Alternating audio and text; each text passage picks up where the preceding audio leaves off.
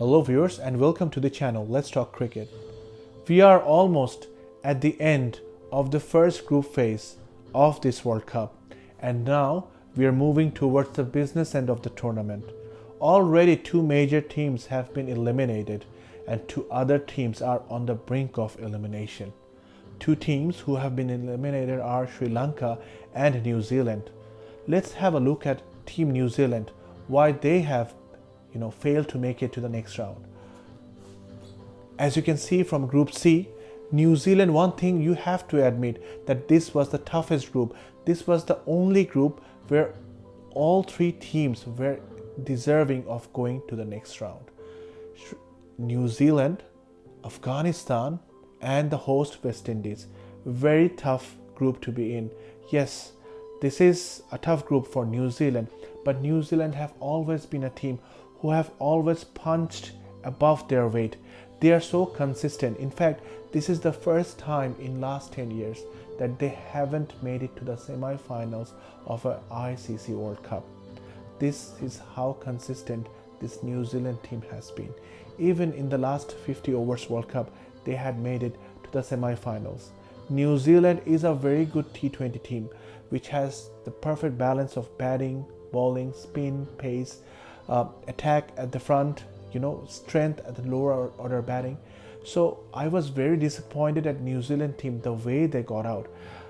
The first two matches New Zealand had to play was against two of the toughest opponent in their group, Afghanistan and the host West Indies, and their batting miserably failed. The bowlers, they did a decent job, but the batting had failed miserably, causing New Zealand to eliminate this early in the tournament.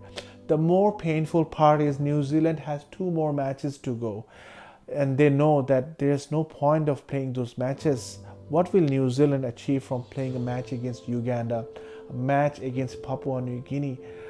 Don't get me wrong, it's a great opportunity for those countries to play against New Zealand, but I don't think New Zealand has anything to achieve from those matches. But I think New Zealand is a very consistent team. I'm sure in the next ICC tournament they'll be back and they'll again make it to the semi-final. One bad tournament, one-off tournament doesn't make New Zealand a bad team. It's just they had those two off games and the opponents kind of caught them off guard. So yes, that was New Zealand. Now moving on to Sri Lanka. Sri Lanka also has had to play the toughest two teams in their first two matches against South Africa and Bangladesh, and they actually lost both of them. Sri Lanka, on the other hand, as opposed to New Zealand, didn't make it to the semi-finals in last 10 years. After winning the World Cup of 2014, Sri Lanka haven't made it to the semi-finals of any ICC events. So yes, this Sri Lanka is not the Sri Lanka that we have known growing up watching the Aravinda De Silva, Jayasuriya, Sangakaras, Mahela Jayawardene. This is not the Sri Lankan team. But looking at the talent of the Sri Lankan team, their batsmen, they have six hitting ability. Their bowlers, they still keep producing those mystery bowlers in Mahesha Thikshana. They have those slingy bowling options like Patirana and Tushara.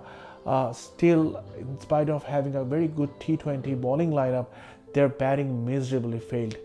The bowlers couldn't defend anything, like 77 really in the first match against South Africa, and in the next match where the pitch was good, the batsmen only gave 123 runs to defend for the bowlers. What can the bowlers do? The bowlers tried their best in first two matches, but yeah, because of their failure of the batsmen, Sri Lanka are now eliminated of the tournament. And the rain affected match versus Nepal would mean that Sri Lanka can only go up to 3 points. As you can see, South Africa and Bangladesh have already surpassed those 3 points, means Sri Lanka are out of the tournament. Actually, again, pain point for Sri Lanka. Sri Lanka needs to play one more match, but they are out of the tournament. I'm not sure what lies ahead for Sri Lanka. I can't say the same thing which I've said for New Zealand. Sri Lanka has been consistently a poor side. They have failed to make the Champions Trophy next year, which is going to be hosted by Pakistan. So Sri Lanka is not featuring in that tournament. So plenty of things to think for the Sri Lankan cricket board, whether they have enough talents nowadays, what's going wrong really, and what needs to be done. I think even in Asia, Sri Lanka are not in amongst the top 4 teams. It's easily India, Afghanistan, Bangladesh, and Pakistan. Now, let's talk about some hope.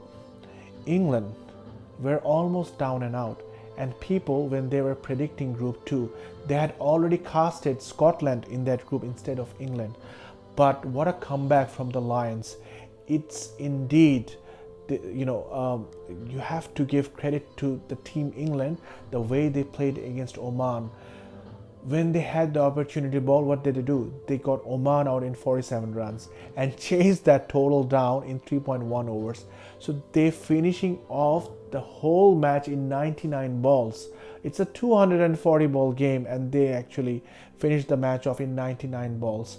And their run rate was in the minuses, and now their run rate is well above Scotland, and almost matching Australia's run rate.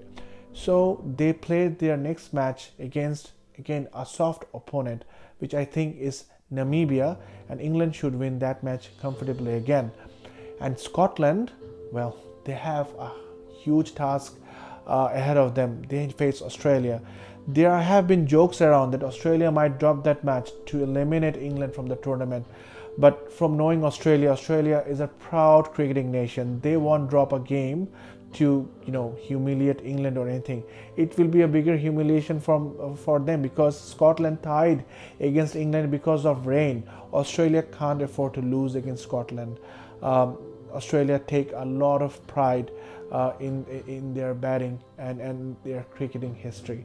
So yes, I think, I also looking at the weather, I don't think weather will play a spoil sports. I think the 2 matches will happen. Australia will beat Scotland and England will beat Namibia.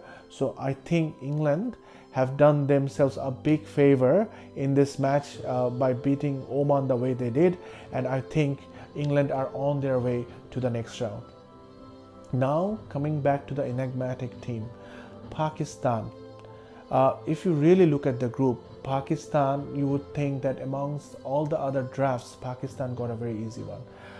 USA, Canada, and Ireland, you would think it's an easy pass for Pakistan for the next round, but no. They lost against USA. They lost against India, where they should have won the situation they were in. And now they find themselves in a very bad situation where things are out of their control. But again, in my last video, I did say that for Pakistan to qualify for next round, 3 things need to happen. 1, India needs to beat USA. That has happened. The 2 more things need to happen. 1 is Ireland needs to win today their match and against USA. And also the other thing needs to happen is Pakistan need to beat Ireland themselves, and then the whole Kudrat ka Nizam will come true. But the problem is the weather. The weather is again playing a spoil sport here.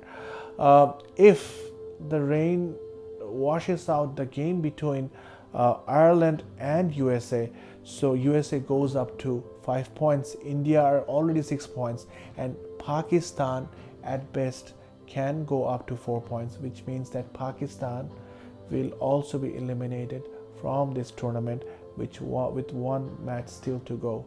So Pakistan, there's a really outside chance that rain might not happen, and even then USA is a very good team. It's capable of beating Ireland on its own. But let's see, chances look very grim, but miracle you can expect for, you can pray for. It has happened in the past, and there's no reason it can't happen again. Let's see whether the match is washed out or we get a result. I really hope for the cricket's sake the match happens, because a team getting eliminated or a team getting through the other round because of a washed out match, that doesn't do justice. We all want good cricket. at the end. Thank you for watching this video. If you've liked my video, please smash the like and subscribe button. And till my next video, adios.